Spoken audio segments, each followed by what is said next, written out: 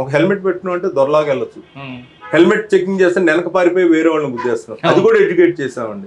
ఇలా చేయడం ఎందుకు? నువ్వు 1000 రూపాయలు ఫైన్ కట్టాలి, 700 రూపాయలు BIS మార్క్ ఉన్న వస్తుంది, అది ధరించమని. కొంతకాలం సార్ అలా కాదు, మీరే హెల్మెట్లు అమ్మించండి మాట్లాడే రేటు అని చెప్పి అలా చేశారు. సార్ ఒక 500 హెల్మెట్లు ఉచితంగా పంచారండి.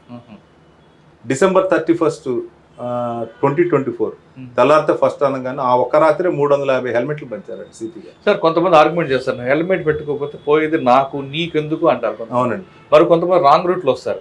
వచ్చిన వాళ్ళ ఆర్గ్యుమెంట్ ఏంటంటే ఇక్కడే కదా, దగ్గరే కదా, మీ కిలోమీటర్ పోయి రావాలా, నా పెట్రోల్ వేస్ట్, టైం వేస్ట్. ఇటువంటి వాళ్ళకి మీరు ఇచ్చే మెసేజ్?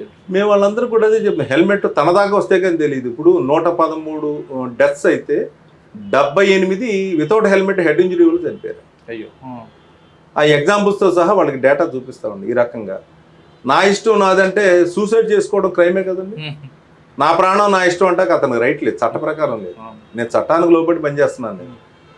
రూల్స్ ఏదైతే చట్టం ఉందో ప్రతి ఒక్కడు, negligence is not a bliss అండి ఇన్ దిస్ సొసైటీ.